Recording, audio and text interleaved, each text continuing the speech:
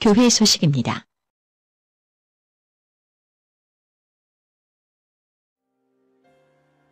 주일 예배 시간에 모두가 은혜 받을 수 있도록 간절히 기도하는 시간 되시길 바랍니다.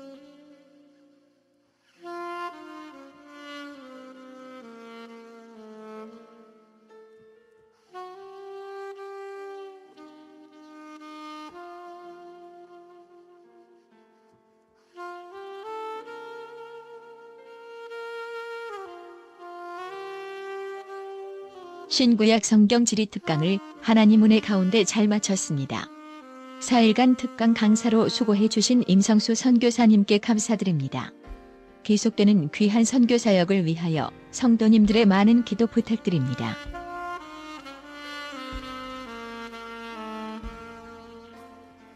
점심 식사 후 1시 10분부터 2시까지 생명나무 구역 모임을 진행합니다.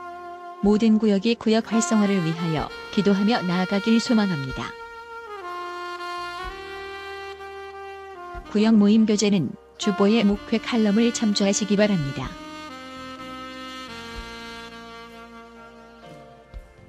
전교인 1년 1독 성경 함께 읽기를 새롭게 시작하고 있습니다. 하루에 3장씩 성경 읽기표에 기록해가면서 읽어가시면 되겠습니다. 주사랑교회 모든 성도님들이 성경 일독할 수 있는 기쁨이 있기를 소망합니다.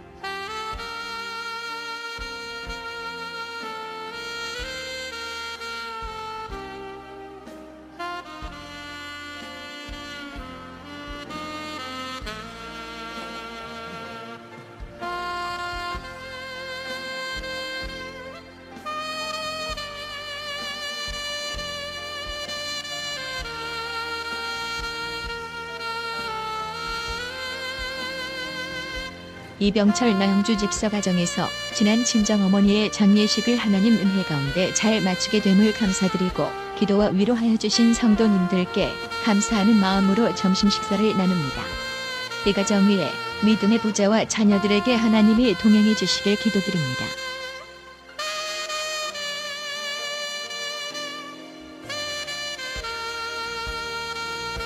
지난 주일에 황시묵 집사님이 성도님들께 맛있는 식빵을 제공하였습니다. 나눔에 감사드리고 그 가정 위에 믿음의 부자와 자녀들에게 하나님이 동행해 주시길 기도드립니다.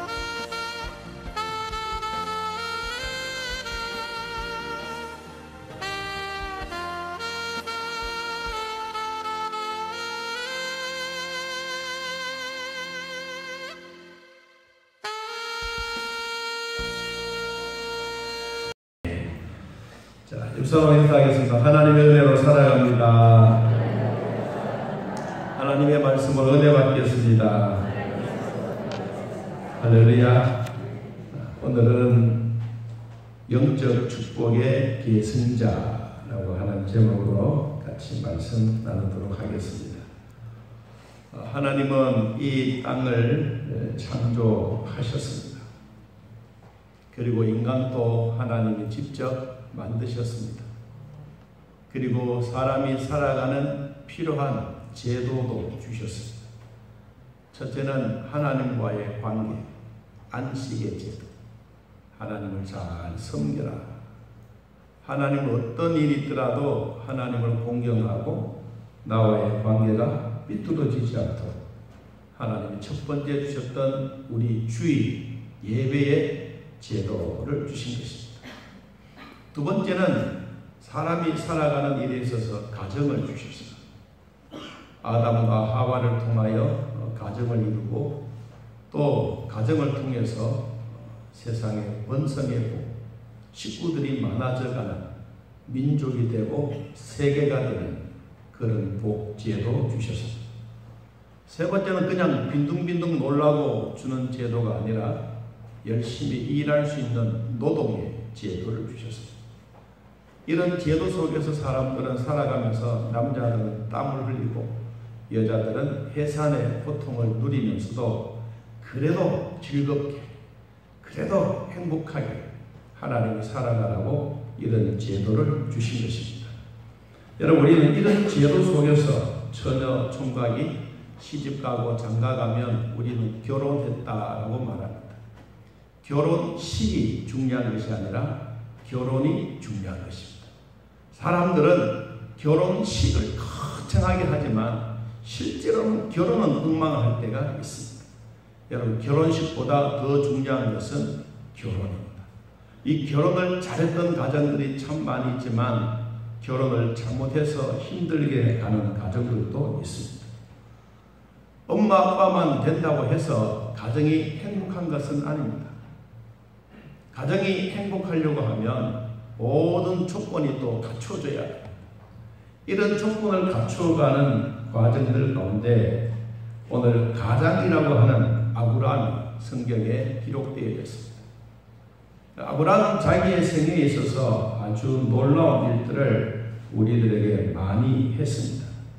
아브라함이 살았던 삶에 대한 그 모습을 가만히 보면 그는 열심히 하나님과 함께 동행한 삶을 살았습니다. 그의 삶은 결코 우리들에게 헛되지 않았습니다. 그는 첫 번째 아내도 있었고 두 번째 아내도 있었고 온 성경에 나오는 세 번째 후처 맞이하여 그의 이름이 그두라라고 성경은 기록하고 있습니다. 이 아브라함은 자기가 살았던 삶에 대한 부분들이 오늘 우리들에게 참 필요한 부분들이 너무도 많습니다. 하나님은 아브라함을 75세 때 불렀습니다. 이 부를 때 아버지 데라가 우상을 만들고 그리고 우상을 저녁에 팔았습니다. 결국 아브라함은 아버지의 일을 도와서 열심히 우상을 팔고 우상을 장사했습니다. 그래서 하나님은 우상 노다지에서 아브라함을 75세 때 갈대아 우리에서 불러내어 이제 하나님의 백성으로 삼아가고 있습니다. 아브라함은 창세기 16장 16절 이하에 보니까 86세 때 하갈을 통하여 이스마엘을 낳았습니다. 귀한 아들을 얻었기 때문에 그는 평생 이 아들과 함께 살고 싶다고 말했습니다. 그런데 창세기 17장 17절 말씀에 보니까 아브라함은 100살 때 사라를 통하여 이삭을 낳았습니다. 이삭의 나이가 37세 때 엄마 사라가 죽었고 아브라함은 아내 없이 이삭과 두부라는 결혼을 시켰습니다. 이삭의 그의 어머니 장례한 후에 두부라가 있음으로 말미암아 큰 위로를 받았다라고 오늘 본문 앞부분에 이렇게 기록하고 있습니다. 여러분 창세기 24장 67절. 자, 67절 같이 한번 읽어보겠습니다. 이삭이 리브가를 인도하여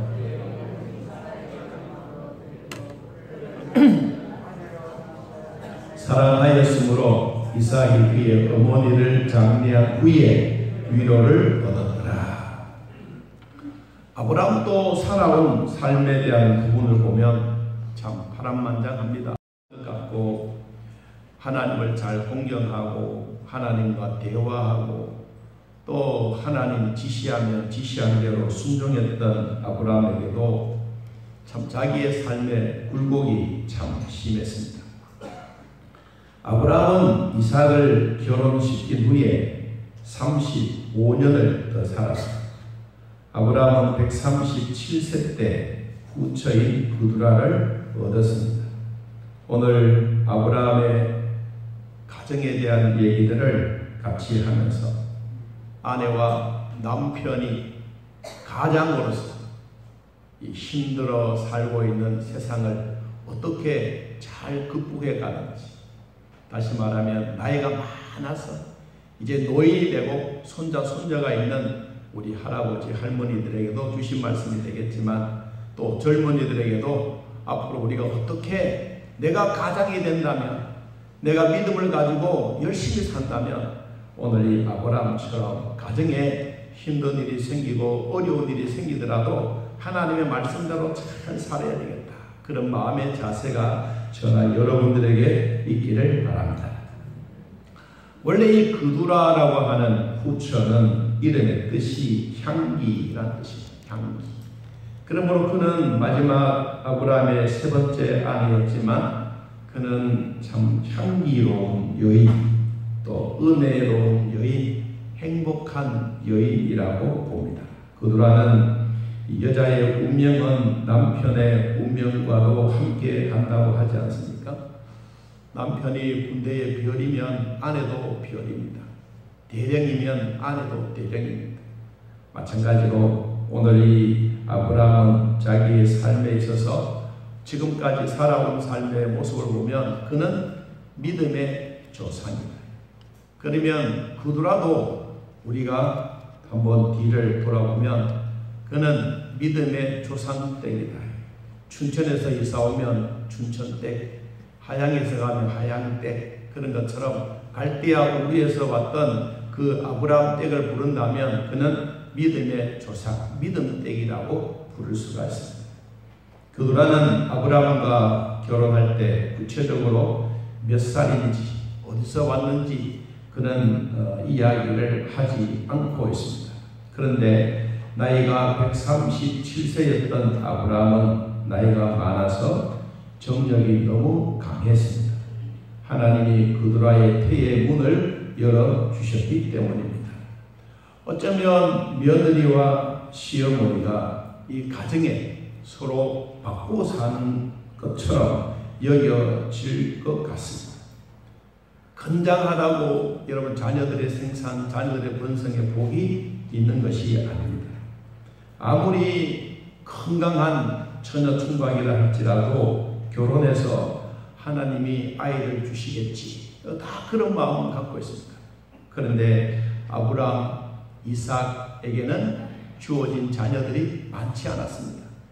그런데 아브라함이 이삭의 이 결혼을 시키고 난 다음에 나이가 137세였는데 그때부터 후처 이 그두라를 만나고 난 다음에 성경에 보니까 이런 자식이 있습니다. 자식이 몇 명이냐 하면 여러분 2절.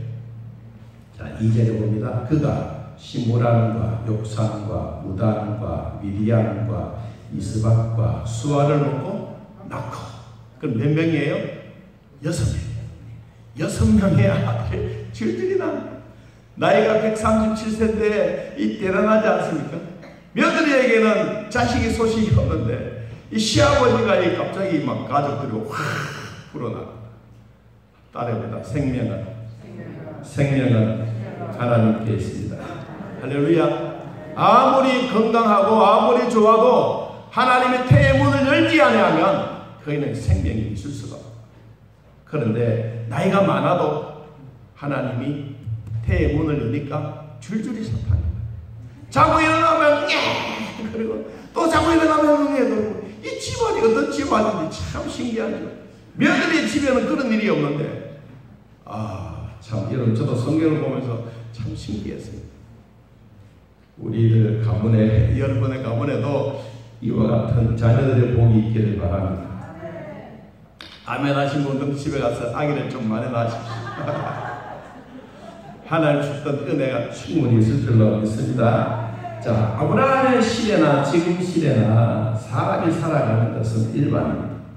하나님을 믿는 자녀들이 있는가 하면 자녀들이 예수를 믿지 않는 자녀들도 있습니다. 아브라함은 그들과 함께 살면서 6명의 아이를 낳았던 것처럼 그의 후처를 통해서 마음먹은 대로 되는 것이 아니라 정말로 하나님이 태의 문을 열어주셨기 때문입니다.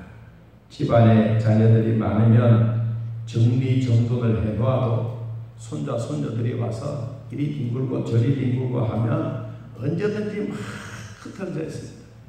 여러분 그 흩어져 있는 그 모습을 보면 귀찮다라고 생각도 하겠지만 가정이 살아있다. 그래도 여러분 가정이 살아있다라는 얘기를 우리는 들을 수가 있습니다. 어느 권사님이 한번 그런 얘기를 하시더라고요.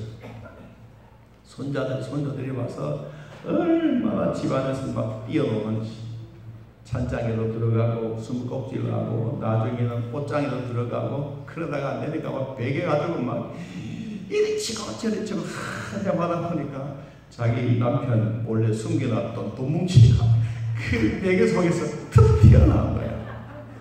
아이고 자기도 모르게 돈이 막 나오니까 이거 누가 이랬지? 알고 보니까 남편이 몰래 주머니 쌈지를 열었는데 거기 이제 방해되게 누구한테 발견됐을까요? 손자들한테. 여러분 혹시 집에 숨겨놓은 게 있으면 손자들은 장난치는 거 그 말하지 마십시오. 또 보따리가 나올지도 모릅니다. 여러분 하나님이 종종 우리들에게 이 자녀들에게 주신 복이 참 큰 거예요. 이 자녀들에게 주신 축복이 정말로 다복입니다. 오늘 아브라함은 나이가 많아도 하나님이 태의 문을 열어주시니까 이게 감당할 수 없는 거예요. 첫째, 가족들이 잘 되어가는 것은 우리가 어느 곳에 보더라도 식구들이 많은 게 참 복입니다. 여러분 가문에도 큰 복이, 믿음의 복이 있기를 바랍니다. 자, 두 번째, 오늘 이 가정에는 어떤 일이 있느냐 하면 오늘 본문을 읽었습니다. 자, 우리 5절 말씀 좀 더 봅니다. 아브라함이 이삭에게 자기의 모든 소유를 주고, 6절 같이 읽습니다. 자기 서자들에게도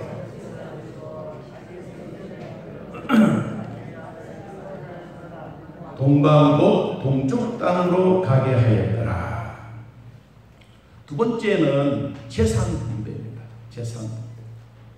가족들이 살아가면서 가장의 역할이 얼마나 중요한지. 가장의 중심이 없으면 자녀들은 돈 때문에 싸웁니다. 그냥 싸우는 게 아니고 혈투가 납니다. 형제의 난이다. 그거는 오늘날 우리들도 보고 있지 않습니까? 그런데 성경이 우리에게 가르쳐주고 있는 가족 분배, 돈에 대한, 재산에 대한 이 분배를 자세히 보면 형편에 따라서 주는 것이 아니라 가장의 역할이 중요하다. 믿음의 가장이 어떻게 행동하느냐에 따라서 그 가정은 행복할 수도 있고 자녀들의 형제의 난도 일어날 수가 있습니다. 아브라함은 자기의 생명이 서서히 꺼져가고 있는 등불임을 우리들에게 말해줍니다. 인생을 정리할 때 하나님의 말씀 중심으로 하였습니다. 인본주의로 하지 않고 잘 보이는 자식에게만 잘해주는 것이 아니라 자식들을 차별하지 않고 서자는 언약의 약속의 자녀이든 하나님이 아브라함을 통하여 지혜를 주시고 그 가정의 일을 잘 해나갔습니다. 먼저 하나님은 누구를 챙겼느냐? 성경에 보니까 이 사람이 있습니다. 자, 5절에 아브라함이 누구에게? 이삭에게 자기의 무엇을? 모든 소유. 먼저 우선순위가 뭐냐? 우선순위는 그둘라의 집에서 태어난 자기 눈앞에 보여지는 6명의 아들이 아니라 언약의 자손, 하나님과 약속을 맺었고 백세에 낳았던 그 아들 귀한 것, 그 아들은 하나님의 언약의 약속이에요. 이 약속에 있는 이삭에게 자기의 모든 소유를 주었다. 그러면 자신의 합법적인 상속자이고 언약의 후손 이삭에게 자기 모든 소유를 물려주었습니다. 더욱이 아브라함은 가나안 땅의 약속과 언약의 상속권을 이삭에게 물려준 것입니다. 아브라함은 자기가 죽고 나면 배가 따른 구두라에서 태어난 6명의 자식들, 후처인 그의 손에서 자라고 있는 이 자식들, 눈에 막 보이고 있지 않습니까? 그러니까 이 자식에게 재산의 분배를 더 많이 준 것이 아닙니다. 재산 분배 문제로 자식들 간의 싸움과 죽음이 가져올 수 있지만 아브라함은 죽기 전에 자기의 삶에 이삭도 이스마엘도 가정을 꾸리게 하고 그리고 그들에게도 그 사실을 알려주었습니다. 저는 아브라함도 참 잘했지만 지금 후처인 그들하고 아주 귀하게 생각합니다. 왜? 당신 아들은 하나밖에 뿐이지 않아요. 내 몸에서 태어난 아들은 6입니다. 당신이 똑바로 해야지. 왜 우리 집에는 적게 주고 왜 이삭에는 저렇게 많이 주냐고 얼마든지 이야기할 수 있어요. 여러분, 그런데도 성경은 우리들에게 그렇게 말하지 않습니다. 오히려 남편이 하는 일에 아내가 당신이 뜻이란 하나님의 뜻이겠죠. 당신이 하는 일이 하나님의 뜻인 줄 믿습니다. 자, 언약의 자손 아브라함에부터 받았던 이삭 족속의 그 후손들에게 주시는 이 복 먼저 가져가십시오. 그리고 그들과의 후손들에게도 하나님은 아브라함은 멀리한 게 아니에요. 6절 말씀을 보니까 6절에 자기 서자들에게도 뭘 주어? 재산을 주어 자기 생전에 참 중요한 자기가 살아있는 동안에 자기가 유언으로 남기게 아니라 자기가 살아있는 동안에 생전에 그들로 하여금 자기 아들 이삭을 떠나게 했어요. 아브라함을 떠나간 게 아니에요. 이삭과 같이 살고 있는 그 주변에 있는 땅이 아니라 동쪽으로 이삭하게 만들었어요. 왜 이삭하게 만들었냐? 6대1이라 싸우면 벌떼같이 싸우면 이삭이죠. 그런데 아버지가 다 정리정돈한 거예요. 재산의 관리를 딱 정리를 해줬어요. 그리고 아브라함을 떠나서 가라는 말이 아니라 이삭 곁에 있지 말아라 너희들이. 있으면 아무래도 흥청망청 돌아볼 수도 있고 재산도 탐낼 수도 있고 얼마든지 우리는 그런 상황을 전개할 수가 있는 거예요. 그러니까 아브라함이 정리정돈하고 재산의 분배를 다 정리정돈하고 그리고 아들 이삭을 떠나가게 하고 6명의 아이들을 다 동쪽으로 우리로 말하면 이민을 떠나게 합니다. 떠날 때 빈손으로 보내지 않냐고 그들에게 주어진 모든 재산의 분량을 다 나누어서 준 거예요. 여러분 그러니까 재산의 문제 때문에 이 자녀들이 싸우지 않았어요. 우리는 가끔씩 주변에서 들려오는 소식들을 보면 재산 문제 때문에 형제의 난이 일어날 때가 있습니다. 뒤끝이 깨끗하여야 가정의 위계 질서로 잡혀가는 형제의 난 속에는 결국은 재산 때문에 일어납니다. 어떻게 생각하면 나는 부모로부터 물려받은 거 없어 감사해 그런 분들도 있지만 아버지가 참 훌륭해서 엄마가 훌륭해서 그 모든 일을 위계 질서대로 정리정돈하고 자녀들이 모이면 화목하고 자녀들이 모이면 으르렁거리는 게 아니라 자녀들이 모이면 오히려 내가 가지고 있는 것을 동생에게 더 주고 싶어하고만 내가 갖고 있는 것을 또 형제에게 주고 싶어 이런 마음이 생기도록 우리 부모가 해야 될 재산의 문제는 누구에게나 똑같이 필요하게 나눠줘야 하는 것입니다. 여러분 우리 주변에도 얼마든지 이러한 일이 있을 수가 있습니다. 재혼을 해서 남편이 병들고 걷지 못하면 자기가 재산을 다 모아가지고 남편을 뒷발로 차버리고 그냥 재산 가지고 딸하고 도망가는 사람도 저는 봤어요. 아 무섭더라고. 여러분 이게 우리의 현실이 멀리 있는 얘기가 아니에요. 여러분 그래도 어떻든 지원을 하든 오늘 성경에 나온 얘기입니다. 여러분 그렇단 말이 아니라 어떻든 우리가 살아가면서 건강하십시오. 그리고 가정의 화평과 평안을 위해서 꼭 노력하십시오. 하나님이 우리에게 주셨던 이 복은 아무나 준 게 아닙니다. 여러분 성경에 이제 아브라함이 나이가 많아서 자기 생애를 정리합니다. 나이가 몇 살이라 그랬냐니까 7절에 아브라함의 향년이 175세였더라. 우리로 말하면 상노인 아니겠습니까? 여러분 그런데도 옆으로 돌아보면 6명의 자식이 눈에 확 보이고 이쪽에 보면 이삭의 자녀들만 보이는데 가족이 얼마나 당혹하겠어요. 무엇 때문에? 하나님의 은혜로. 따라해봅시다. 우리도 하나님의 은혜로 살아갑시다. 할렐루야. 여러분 하나님의 백성들에게 주셨던 사명은 오늘 이것입니다. 그의 나이가 높고 늙어서 기운이 다하여 자연사입니다. 우리는 살아가다 보면 뭐 사고도 생기고 어려움도 생기고 질병도 있고 그런데 아브라함은 175세를 당당하게 살아가면서도 하나님이 부르시는 그날까지 건강하게 사실 거예요. 여러분 건강하게 사시길 바랍니다. 건강이 얼마나 소중한지 모릅니다. 알면서도 안 되는 게 아니라 우리가 더 노력하면서 하나님의 주신 건강 이런 것이다. 자, 그 다음에 어찌어찌해서 이제 가족이 다 장례식을 마쳤어요. 저는 진짜 오늘 중요한 얘기, 이 얘기, 앞에 있는 이야기는 우리의 현재사에서 일어나는 일이지만 지금 있는 이 11절에 있는 이 말씀이 제가 여러분에게 집중적으로 전하고 싶은 말입니다.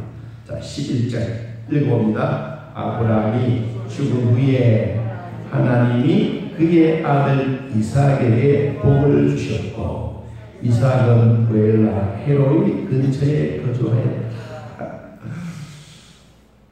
여러분, 창세기 우리 한번 찾아보고 넘어갈게요. 48장 뒤에 말씀을 해야 되는데 먼저 생각이 나서, 자, 창세기 48장 21절. 창세기 48장 21절. 21절 읽어봅니다. 시작. 이스라엘이 요셉에게 또 이르되 나는 죽으나 하나님이 너희와 함께 계시사 너희를 인도하여 너희 조상의 땅으로 돌아가게 하시려니와. 나는 죽지만 하나님은 너희와 함께 계시느라. 이 어마어마한 얘기가 지금 하나님이 아브라함을 통해서 주신 복이에요. 어떤 복이냐? 아브라함이 죽은 후에 장사 다 지내고 이제 모든 손 다 풀고 이삭도 이스마엘도 그리고 6명의 자녀들도 다 정리정돈했는데 하나님이 믿음의 자손, 언약의 자손은 특별히 주신 말씀이에요. 어떻게? 죽은 후에 아브라함이 그의 아들 이삭에게 복을 주셨고? 아니죠. 그렇잖아요. 아브라함이 그의 아들 이삭에게 복을 주셨고, 그 말이 아니에요. 어떤 말이에요? 시작 한번 읽어봅니다. 하나님이 그의 아들 이삭에게 복을 주셨고. 할렐루야. 아버지는 떠나갔어. 우리 믿음의 조상들도 다 떠나갔어. 그런데 우리 하나님은 떠나가지 않아. 전능하신 하나님이 저와 여러분과 함께 계십니다. 이 믿음의 사람들이 살아갈 때 아브라함은 수명을 다 하고 난 다음에 그냥 자기의 조상들도 사라지고 아브라함은 죽었지만 그 복은 여기처럼 사라지지 않았습니다. 그 복은 이어났습니다. 누구의 복이? 아브라함의 복이 아니라 하나님이 주시는 복이 아브라함을 통하여 이삭에게 그대로 전수해준 계승자가, 영적 축복의 계승자가 다시 이루어지게 된 것입니다. 여러분 가문에도 물질을 나눠주는 것도 참 좋죠. 그것보다 더 중요한 것은 믿음의 계승, 믿음이 이어가는 복이 있기를 바랍니다. 믿음의 싸움은 끊어지는 것이 아니라 이어지는 것입니다. 예수를 믿는 믿음이 하나님의 축복이 여기처럼 사라져서 도망가는 것이 아니라 하나님으로부터 계속해서 연결되어지는 복인 것입니다. 선조는 죽었고 믿음의 계승자는 이어가는 것입니다. 하나님의 축복권을 자식에게 물려주는 자가 진정한 예수 믿는 사람이며 믿음의 향기로운 그들라의 삶이며 우리들의 삶이 되었다는 것입니다. 여러분, 아브라함이 죽은 후에 하나님께서 그 복을 이삭에게 계승시켜 주시는 이 복이 정말로 소중한. 왜 하나님은 그러면 이삭에게 이 복을 이어주셨을까? 우리 현실적으로 보면 하나님이 그둘라의 가정에 복을 이어주셔야 되잖아요. 현실적으로. 그런데 하나님은 이삭에게 언약의 자손이에요. 여러분, 아무나 언약의 자손이 아니에요. 우리는 아브라함의 후손이에요. 우리는 예수 믿는 사람들이에요. 하나님이 우리를 축복해 주시는 축복권을 하나님 우리에게 이어주셨어요. 여러분의 가문에도 하나님이 주셨던 건강의 복이 이어지길 바랍니다. 여러분 가문에도 물질의 복도 이어지길 바랍니다. 더 중요한 것은 예수 믿는 하나님을 믿는 이 믿음이 우리 후손들에게 쫙 이어지기를 축복합니다. 2000년 전에 있었던 오순절 교회의 축복이 오늘날 우리 교회를 통하여 일어나게 된다면 우리 선배, 선조들, 우리 할아버지, 할머니들의 믿음 생활이 여러분의 가문을 이어가고 여러분의 가정을 이어간다면 이게 하나님이 주셨던 영적 축복의 계승자입니다. 아브라함은 하나님이 주셨던 말씀의 계승자였습니다. 하나님은 자기 아들 이삭에게 하나님부터 물려받았던 하나님의 말씀을 그대로 계승해 주었습니다. 이삭은 야곱에게, 오늘날 야곱의 믿는 12 아들들이 온 세계에 퍼지면서 이 믿음의 말씀이 저와 여러분에게도 함께 이루어지고 있습니다. 여러분의 가문이 믿음이 잘 이어지기를 진심으로 축복합니다. 믿음의 바톤이 가다가 떨어뜨리지 않고 아버지가 주셨던 믿음의 바톤 아들에게도 그대로 물러받고 아들이 물러받았던 이 바톤이 손자에게도 물려주고 이 믿음의 복이 여러분 후손들에게 잘 이어지도록 예수님의 이름으로 축복합니다.